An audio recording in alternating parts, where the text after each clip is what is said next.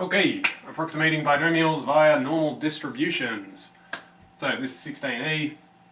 First things first, this is a very shortened version of what's on page 677, so I highly recommend that you look at that, but I'm just going to cover it in a shorter way. So what I've got here are my x variables from the output, and then up here is my probability of getting that output. So these are binomial distributions, probability distributions. Beautiful. Here I've got if the probability of success was a quarter, a half, 3/4. Going along this way, I've got 20 trials. Going along this way, 100 trials. Now, why do we point this out? What we noticed last time is that these were very skewed. What I'm trying to get at here is that if you increase n to quite a significant number, eventually everything will end up looking reasonably normal distribution-like. Now, they're never perfect, but they'll get reasonably close after a while. So when is close enough? Well, it's an approximate, so depends how well you want to approximate. The common thing for this course will be a threshold of 5, where n by p has to be greater than or equal to 5, and n times q, the failure rate, also has to be greater than 5. Now, this threshold you can change. Another common one is 10, but we'll stick with 5 for now. If both those conditions hold, then n by p will be your mean, which hopefully makes a fair bit of sense. This is probability of success multiplied by how many times you're going to try it. You'd expect those two to multiply to be how many you expect to get successes. The standard deviation is approximated by root n by p by q. So that's that. Now, this won't ever be precise. Well, you can't expect it to be close to precise, but it's a way of approximating. So let's say I flip some number of coins and I want to find what's the probability that 20% or less of them are heads. Okay, well, let's start with 10 coins. That would mean that either I have 2 coins, 1 coin, or 0 coins that are heads. Alright, well, that means I've got 3 conditions. Okay, we already know how to do these. Set them up, work them out. I've already done that for you. Fantastic. Turns out it's 4.5%. Ish.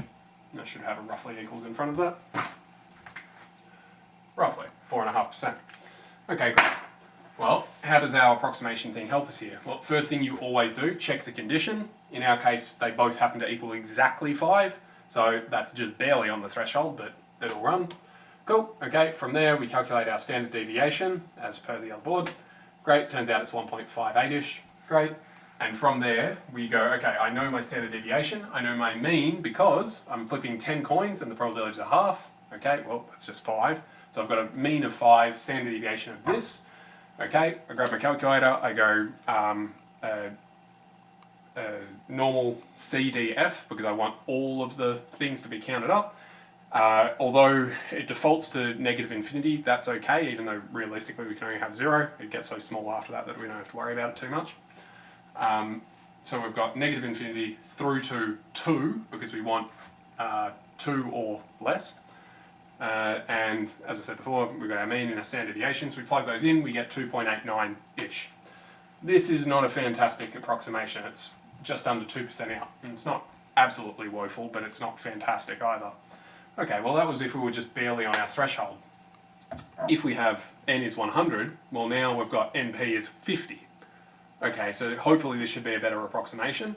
Calculating this by hand will suck, because you've got 21 of these conditions that would satisfy this. So I've got 20 coins, or 19, or 18, or or 2, or 1, or 0. So I'd have to set all those up, add them all up. Turns out that's 5.6 times 10 to the negative 10. If we do an approximation, it's a lot quicker, and we get 9.9 times 10 to the negative 10. Now you might say, oh hang on, that's almost as bad as this guy because it's a factor of 2 almost out. Yes and no, the relative amount is basically a factor of 2. However, the absolute amount, here we're out by almost 2%, here we're out by 10 zeros. So it's a tiny amount of error in the absolute sense. So it depends whether or not you're swayed by that. Cool, if we're rolling dice instead, probability that 10% or less of them come up as 3s. Alright, if I roll 10 dice, well, I've got 2 conditions that I'd have to check. One of them could be a 3, or none of them could be a 3. Great, chuck that in, get our result. Okay, it's just under 50%. Alright, check our conditions. If we can approximate this instead, rather than having to do this, and it turns out we shouldn't, because n on p in this case is 10 on 6. I've done it anyway, just for the sake of it. Great, turns out that that would give us almost 9%. It's 20% out, that's huge. That's getting quite absurd at that point. But notice that this is still less than a factor of 2 out. So the factoring doesn't really matter. What we're really interested in is the absolute scale of it. Okay, great. What if we run 100? Well, then I would have to go 100 choose 10 down to 100 choose 0. And I'm changing all of these as we go as well. So there's far less shortcuts to work this out, so I've done it for you. It's about 4.27%. If we run this, both NP and NQ, check out. Remember, back here, because P and Q are equal, we only had to really check one because they're always going to be equal. But with P and Q different, we have to check each. You can get away with just checking the smaller of the two though, because obviously if the smaller one passes, then the bigger one has to be bigger.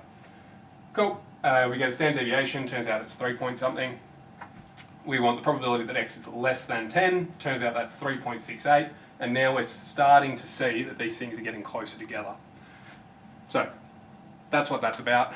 As n gets bigger and bigger, these approximations get better and better, but at the end of the day, they're always approximations, so don't expect them to be fantastic, but that's one extra shortcut for your tool belt. Cool. If you've got any questions, do email, otherwise cheerio.